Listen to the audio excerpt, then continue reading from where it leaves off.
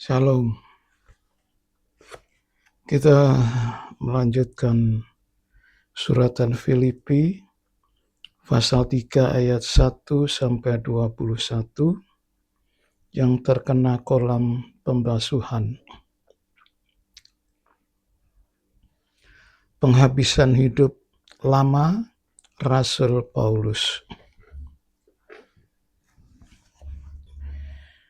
Saya sudah menerangkan ayat 1 sampai 4a. Sekarang ayat 4b sampai 11.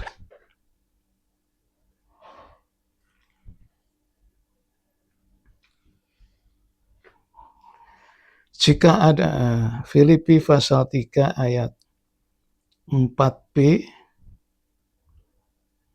jika ada orang lain menyangka dapat menaruh percaya pada hal-hal lahiriah, aku lebih lagi.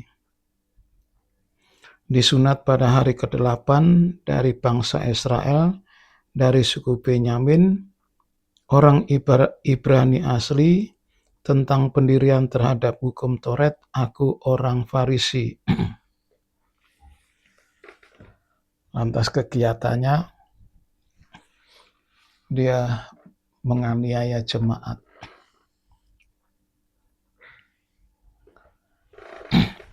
Apakah semuanya itu berguna?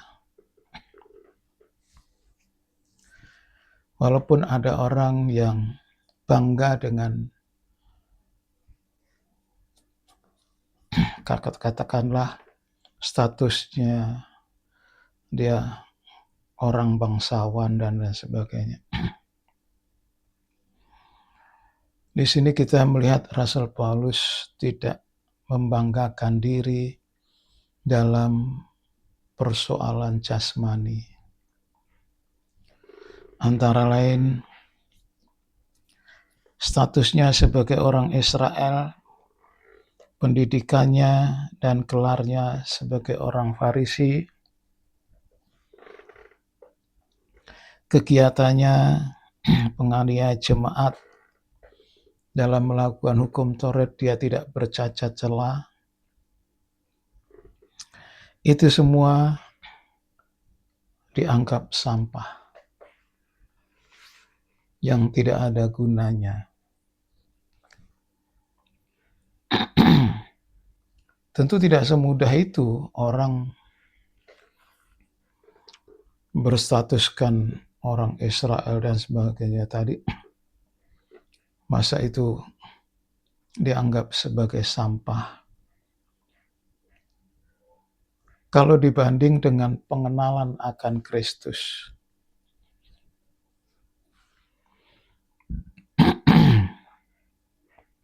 Maka semuanya itu dianggap sebagai sampah yang tidak ada gunanya. Contohnya, kalau dia bangga orang Israel, ada ayat mengatakan, Yahudi rohani itu lebih daripada Yahudi jasmani. Jadi, Yahudi rohani itu adalah kehidupan yang percaya kepada Yesus. Walaupun dia aslinya bangsa kafir. Nah, itu lebih mulia. Karena hidup pada zaman perjanjian baru. Ya. Jadi jangan salah. Kita yang hidup pada zaman perjanjian baru ini percaya kepada Yesus itu lebih mulia daripada orang Israel yang tidak percaya kepada Yesus. Jadi letaknya di sini perbandingannya adalah percaya kepada Yesus.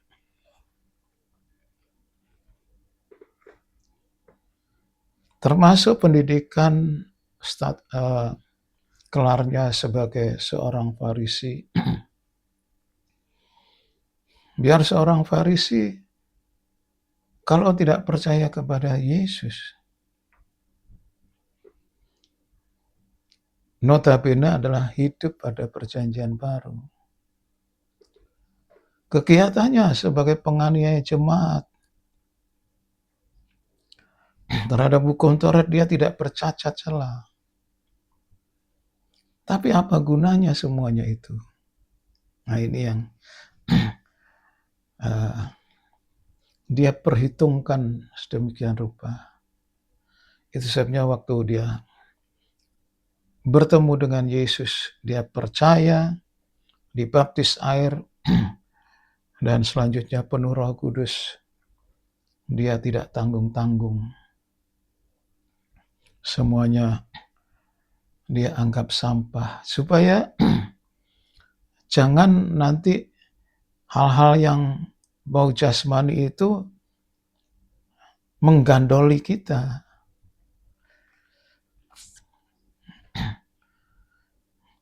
Orang bangga dengan gelarnya di depan, di belakang. Ada 6 gelar. Itu semuanya, jika itu membebani kita, itu merugikan. Nah, kepada Yesus, dia datang sebagaimana apa adanya. Dia mulai dari nol dan melanjut pengenalannya akan Yesus Kristus. Roma pasal 7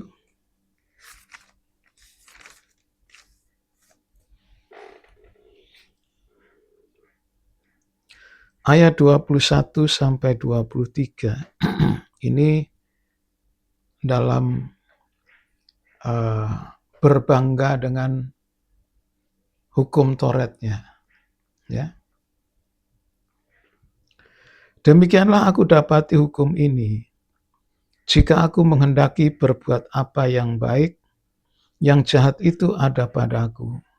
Sebab di dalam batinku, aku suka akan hukum Allah, tetapi di dalam anggota-anggota tubuhku, aku melihat hukum lain yang berjuang melawan hukum akal budiku, dan membuat aku menjadi tawanan hukum dosa yang ada di dalam anggota-anggota tubuhku. Aku manusia celaka, siapakah yang akan melepaskan aku dari tubuh maut ini?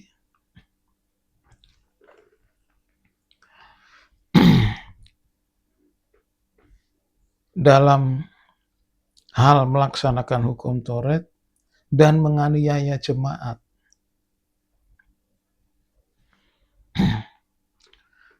Kalau dia berbangga dengan hukum Taurat, maka dia terjebak di dalam hukum dosa. Nah, sedangkan percaya Yesus, segala dosa apapun diampuni, dihapuskan. Nah, lebih enak yang mana? Yang hukum Taurat atau percaya Yesus? Apalagi menganiaya jemaat atas dasar yaitu punya firman Allah. Dia menganggap menganiaya jemaat itu karena dasarnya itu. Dia punya firman Allah. Dan waktu itu dia nggak tahu bahwa jemaat itu juga punya firman Allah. Malah yang lebih istilahnya aktual, yaitu firman yang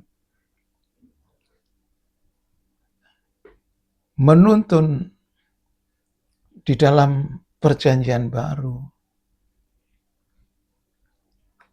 Nah, di sini Maka satu saat dia akhirnya timbul dilema. Sebetulnya melaksanakan hukum Taurat itu tidak boleh menganiaya.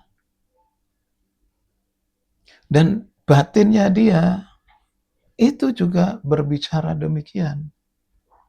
Tetapi tubuhnya melakukan itu karena apa? Hukum Taurat tadi yang membebani. Nah, zaman sekarang mengatasnamakan pengajaran. Tetapi prakteknya menghukum, menghakimi orang lain.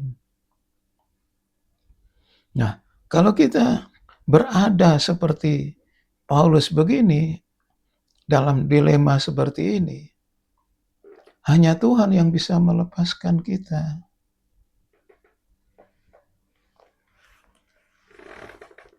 Hamba Tuhan ya, mengatasnamakan kebenaran, tetapi menganiaya jemaat, menuding atau menghakimi orang bahwa mereka nggak punya pengajaran dan sebagainya.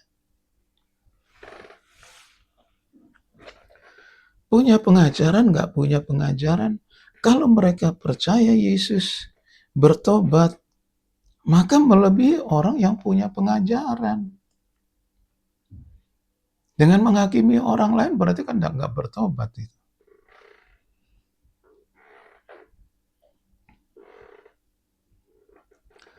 Nah, sekarang dia mengenal berdasarkan kebenaran Allah. Kebenaran Allah itu dalam Roma pasal 3 ayat 28. Karena kami yakin bahwa manusia dibenarkan karena iman dan bukan karena ia melakukan hukum Taurat. Jadi kebenaran Allah ini yang dia pegang sekarang. Bukan kebenaran diri sendiri dengan pikirannya bahwa saya punya hukum Taurat yang harus dilaksanakan, terus menganiaya jemaat, menganiaya pengikut Kristus yang lain. Nah, ini tidak dibenarkan oleh Allah. Itu sebabnya Tuhan Yesus menampakkan diri kepadanya.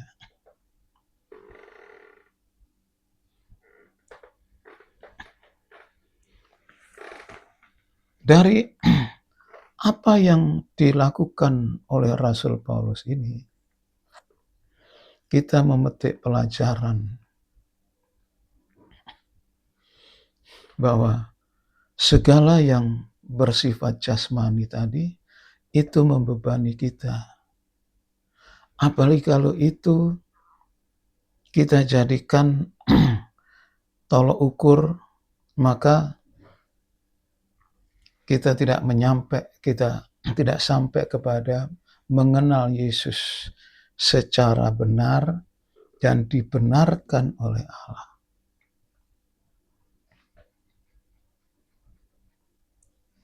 Jadi sesama hamba Tuhan atau jemaat, lebih baik kalau kita melaksanakan firman Allah sudah. Mengapa kita mesti nggak senang terhadap hamba Tuhan yang lain? Apa urusannya? Nah, itulah pelajaran hari ini kita dapatkan dari Tuhan. Sekian firman Tuhan. Amin.